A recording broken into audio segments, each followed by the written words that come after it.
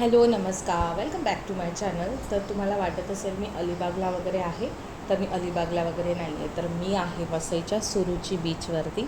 Yes, Vasai वेस्टवरती Suruchi बीचला गावामध्ये गेलं तर सुरुची बीच आहे, तर तिथे आम्ही बीचवरती गेलो होतो. मुलांना सुट्ट्या पण आहे, तर म्हटलं चला सगळे बीचवर जाऊया, थोडंसं चेंज म्हणून मुलांना पण खेळायला मजा येते. तिथे मुलांनी भरपूर मस्ती केली, भरपूर मजा केली. मलांक आणि मान्यांचं तर वेगवेगळं दोघांचं चालू होतं. मलांगचं पण वेगळा त्याचा खेळ चालू होता. मान्याचा वेगळा वाळूमध्ये खेळायचा गेम चालू होता. तुम्ही मागे बघू शकता. आधी सुरुवातीला दोघे घाबरले, एवढं पाणी येतं आहे वगैरे, पण नंतर दोघी मस्त रुळली आणि खेळली. तर मस्त असा बीच आहे, आजूबाजूला शांतता आहे बऱ्यापैकी. तर मला तरी आवडलं या ठिकाणी. तर हे तुम्ही बघू शकता दोघांची कशी मस्ती वगैरे चालली आहे. आणि हा बाकीचा नजारा आहे सुरुची बीचवरती. मी खूप आधी म्हणजे 10-15 वर्षापूर्वी जेव्हा या बीचवरती आलेले तेव्हा भरपूर झाडी बघायला मिळालेली, भरपूर झाडी. त्या मानाने आत्ता ती झाडी बऱ्यापैकी कमी झालेली आहे. मला माहिती नाही का, त्याचं काय कारण असेल, पण ॲक्च्युली जी सुरुचीची झाडं असतात ना, ती झाडं खरंच खूप कमी झालेली आहेत. त्याचं रिझन मला खरंच माहिती नाही आहे काय असेल ते, पण मला ते थोडंसं मनाला खटकलं की जेव्हा मागच्या वेळेला आलं तेव्हा इतकी झाडी, इतके सुंदर ते वाटत होतं, पण ह्या वेळेला तसं नाही आहे. तर आम्ही घरूनच चटई वगैरे असं सगळं सामान नेलं होतं आणि तिथे छानपैकी असं ठेवून आम्ही मस्तपैकी एन्जॉय करत होतो. आम्ही तर म्हणजे मुलांकडेच लक्ष जास्त द्यावं लागतं, त्यामुळे जास्त काही बसता वगैरे नाही आलं. मुलांकडेच लक्ष देण्यामध्ये जास्त वेळ गेला, पण ठीक आहे. आपणही मी तितकंच थोडंसं एन्जॉय केलं, पाण्यात थोडंसं भिजणं वगैरे. मुलांनी सगळ्यात जास्त एन्जॉय केलं. इथे ना मला एक गोष्ट खटकली की हा जो भेळवाला इथे बसलेला होता ना, त्याने ही कांद्याची टरफलं जी तुम्हाला दिसत आहे ती ना अशीच टाकली होती. तर मी त्याला विचारलं की हे का टाकलं, तर बोलतो की ऑलरेडी बीचवरती तर कचरा असतोच ना, मग मी केल्यावरती काय फरक पडतो. हा लिटरली भैया आहे आणि हा इतका वाद घालायला लागला नंतर की आपको क्या करने का, आप तो व्हिडिओ बना रहे हो ना, तो बनाव ना वगैरे. म्हटलं तू इथे धंदा करायला येतोस ना, तर शिस्तीत धंदा कराय, कचऱ्याची टरफलं उचलायची.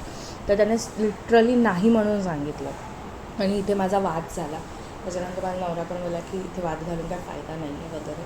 तर मला असं वाटलं की अरे आपला महाराष्ट्र, आपले बीचेस सगळं आपलं आहे आणि ही लोकं बाहेरून येणारे धंदा करायला आपल्या इथे येऊन घाण करतात. म्हणजे तुम्ही स्वतःच्या राज्याची तर घाण केलेलीच आहे, उलट आमच्या इथे येऊन पुन्हा घाण करतात. ही जाम खरंच मला खूप खटकलं. पण मुलांचं एन्जॉयमेंट वाया घालवायला नको. सगळा जो मोमेंट असतो तो वाया नाही जायला मी गप्प बसले. आणि त्याच्यानंतर मग काही तिथल्या लोकल जे असतात त्यांच्याशी जेव्हा बोलणं झालं, ते बोलतात की आम्ही किती वेळा कंप्लेंट्स वगैरे देतो की ही लोकं इथं कचरा वगैरे टाकतात, तर ती लोकं ह्याच्यावरती काही ॲक्शन घेत नाही. तेवढ्यापुरते ॲक्शन घेतात. हे जे भैया आहे ते लोकं लिटरली त्या लोकांना काही अमाऊंट पैसे देतात आणि त्या लोकांना म्हणतात की ठीक आहे चला, म्हणजे एक प्रकारे पैसे देऊन त्या लोकांनाही गप्प करून टाकतात. तर यार म्हणजे काय चाललं आहे. आणि आपण आहोत की दरवेळेला बऱ्याच अशा NGOज वगैरे आहेत, बऱ्याच अशा संस्था आहेत की जातात सुट्टीच्या दिवसांमध्ये बीच साफ करतात, क्लिनिंग करतात आणि ही लोकं येऊन पुन्हा ती घाण करतात. तर हे कुठेतरी बंद झालं पाहिजे. हे मला जाम खटकलेलं आहे.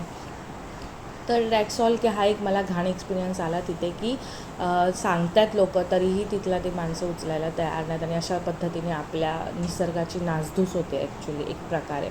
हे करणारी बाहेरचीच लोकं आहेत आणि ह्याला आळा घातला आपणच पाहिजे. आता खूप झालं म्हणजे मला असं वाटतं. तर बीचवरून आम्ही थोडंसं बाहेर म्हटलं चला दाखवते, तर चालत चालत मी नंतर पुढच्या साईडला गेले जिथे खरंच झाडं वगैरे आहेत. तर त्या साईडला असे मस्त तिकडे मी चालत वगैरे गेले. वाळू खूप छान होती, बीच म्हणजे पाणी जरा कमीच होतं त्याच्यामुळे. तर हे बघा, तुम्ही बघू शकता ही आहे सुरुचीची झाडं. जी लास्ट टाईम मी आले होते ना, भरपूर अशी किर्र झाडी होती इथे. आणि पण मी एकटीच होती, मी आणि आमची एक ताई होती दीदी छोटीशी, चिऊ म्हणून. तर आम्ही दोघी चालत गेलेलो, त्यामुळे दोघी म्हटलं नको जास्त आतमध्ये जायला, कारण कोणीच नव्हतं आजूबाजूला. त्यामुळे थोडंसं सिक्युरिटीच्या हिशोबाने आम्ही जास्त आत गेलो नाही, तिथूनच लांबूनच व्हिडिओ वगैरे केलेला आहे. तो ओव्हरऑल असा वसईचा छान बीच आहे.